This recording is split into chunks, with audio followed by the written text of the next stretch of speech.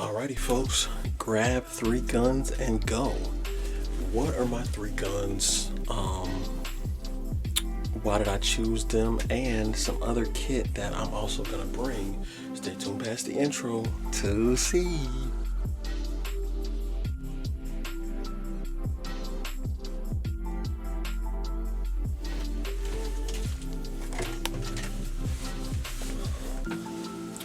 Alright, so let's talk about some things that I'm gonna grab that are not firearm related, but essentially are important in my personal opinion.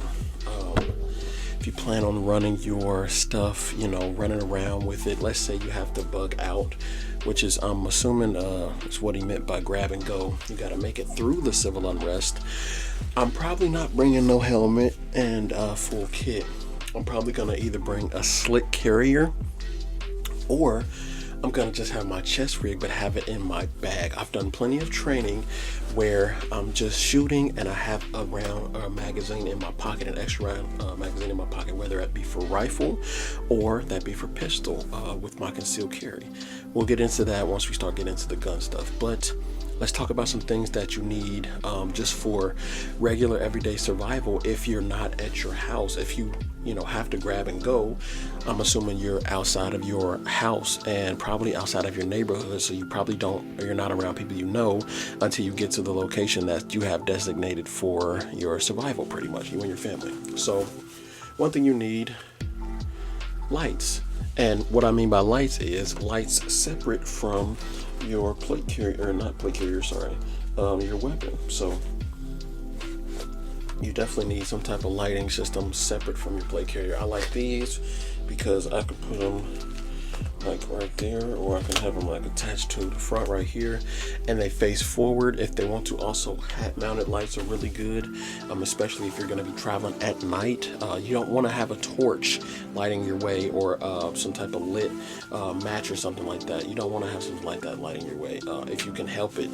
You just want to have a regular light if you can, preferably one that's rechargeable. This has a battery that is rechargeable with USB. I have a solar pack that connects to the battery charger for this that is USB compatible, but these are just regular CR123A, and then I have the charger that is USB compatible. So if de facto I have solar charger batteries. Makes sense in my mind. Something that you practically need. Another thing, duct tape. You never know if you have to seal a wound with it, or try to stay warm at night by sealing some torn pants, or maybe wrapping them around your socks to make them waterproof. Anything. Duct tape has like a million different reasons in the survival scenario, so keep that in mind. Duct tape is very useful. I do have a big roll in the other room, but I didn't feel like bringing it in here. Another thing, water. Water is very, very important to your survival. So important, in fact, that I actually added a water thing to my battle belt so that I can bring it on the go, because it is a priority to me and should be one to you, because you don't want to just have to carry it around and you have one hand that's not free. So yeah, I could have put it in my medical pouch, but it is dedicated for medical kit. What do I have in there? You gotta wait to see another video for that. Also, some type of sighting system outside of your rifle. I usually use like extra optic scopes, so like this is a 1X, but I can see out pretty far with it because it has the ranging reticle. So I can know the distance of something with the ranging reticles, as well as I have a anti-glare cap on it, so the sun really doesn't affect the glare as much, and it doesn't print off, like you won't see the glint off of this like normal binoculars. I do have a pair of binoculars coming, as well as a range finder, but that helps with gauging ranges of people, how far they are, let's say you're in a situation where you see somebody out, you don't know how far they are. You're trying to know how long you have until you have to, evacuate the area that you're in. You can use that to range and gauge how far they are, how much time you have before you have to get up out of there. You know what I mean? So good tools to have. Now let's get into the grease and potatoes. I don't know. Let's get into the stuffs.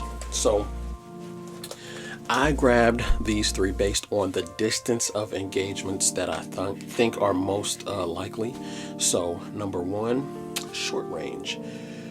What do I mean by short range? I would say inside of 50 meters, as well as this is a really good combination. If I run dry on my primaries, this is a really good secondary. Now, I have different guns designated for different tasks. One that I'm always going to keep on my body, whether that be in a concealed holster like this. This is a floodlight universal light bearing, or if I keep it on something like this. This is the Black Hawk Omnivore universal light bearing. So either one that I'm carrying it on, whichever, doesn't matter, I'm gonna have it on me. And so my current first choice, I actually don't have it set up how I want it. So imagine this right here with this dot on it. I haven't changed them out yet because I'm still doing some training with this, but that has the ACSS reticle, so pretty useful. And in this scenario, I am carrying all extendos. Even when I'm concealed carrying, I'm carrying all extendos. This is definitely one of the flattest shooting pistols I have on hand. So I'm definitely really good with it already. As you can see in the intro, it does shoot really, really, really flat. And sorry, my eyebrow itches. Okay. And so I already have the tritium sights, so I'm covered at night if I need to go just sights alone. And like I said, I have that light I can put in here so it'll fit in all my holsters. And I'm going 20 rounders on all of these. I'm carrying at least 3 mags on hand. Even if I am concealed carrying, I'm carrying at least 2, if not 3. So that's 60 rounds on hand that I have plus 1, so 61. We'll say 61 just for time's sake, whatever. But yeah, my Gen 3 19 custom. You've seen this guys before, so that's going in there for sure. I'm not loading it up YouTube, so chill on me, man. Chill on me, G. And that's for, I would say, within 100 yards in. Now, let's say I need to go, I would say, between 50 and 150. I have my book bag gun. Now, this is something that I keep in my car sometimes, and it does have the reliability of, something that you can bring almost anywhere with you, as well as, the durability to survive being dropped or shaken or thrown around or whatever you have to do. And I probably wouldn't carry it in this bag because it draws too much attention. Probably have more of a gray man setup. Haven't decided on a good bag to carry it in yet, even though I have like 3 or 4 different ones that I'm playing with right now. But this is my main squeeze as far as truck guns go. I wouldn't have this on body. This would be like I said, something that if I have to engage you and I'm in my car and I'm away from my primary, this is what I would use. So this is my AK pistol. The Pistola. I've been watching what's that movie where he was like, he was talking to him at the border. Pero Pistola. Anyways, I've done several videos on this bad boy right here, but this is one of my main squeezes that I will come to use. And more importantly, the ammo that I'm using in my rifles is very important, but not only that, the ranging capabilities of them. So I have my front iron sight right here that I can still see through with my hole right there that I have in my T1 mount, and then I have my T1 style red dot up front. SHTF, I'd probably throw like a 2X on here because that'd be like the max range that I'm engaging with. But I've seen like a couple good 2X's. I'm still trying to plan with that idea of running one of those, but for now I just have a red dot, which is a lot faster. And then another reason I chose this idea is ambi, so if one of my hands get hurt trying to fight to safety, I could use that, as well as I do have the binary on this. And 30 would be like I'll probably carry like 230s, but the main ones I'm carrying with this just to stay low profile are the 10 round or 20 rounder, sorry, 10 round for YouTube compliance. But I have the Saber black tips in here. They've been working pretty well for me, so I've been holding them. Also, the bag carriers in this are universal, so I can hold 308, 5.6, 223, 762 by 39 in these as well. But the reliability of this system has been tested and vetted. I have the gas tuned on this really well so that it shoots very flat. And if need be, I can ditch this and put it back in the car. Have the sling on there permanently, so that way when it's not folded, when I'm not using it, sorry, I can just stow it away, go to my secondary if need be, and still, live to fight another day. But this is usually stowed in this imaginary situation that I'm going through. It is stowed and folded away, but at a moment's notice, I can take it out and or shoot through my bag if I don't take it out all the way. Now, let's get to my main squeeze. Let's go from distances, we'll say 150 and out to about 600-700. I have my GPR. And I know this is what Eyes and Ears Tactical wanted to see, and I do have some new shooting footage for this that I will be using, but this is just the best for my general purposes. That's why it's my GPR, general purpose rifle. Imagine that.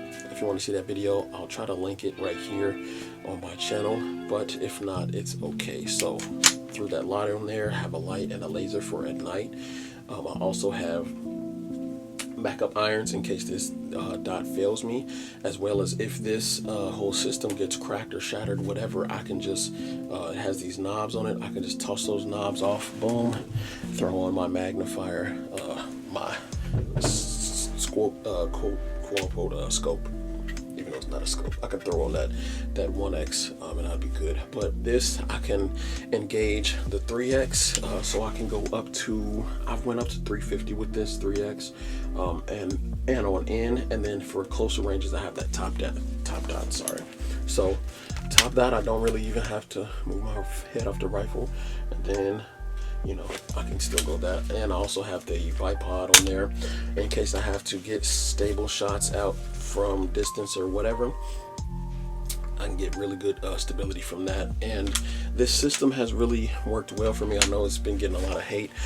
People can only speak from what they know, and I know that I'm close to 5K, sub 5K. So I haven't had any issues that wasn't caused by me, wasn't caused by the gas system. I get locked back, and I do have that ambi lever on there, as well as if I need be, I can still fold this up and it will still work as a run and gun battle rifle like that.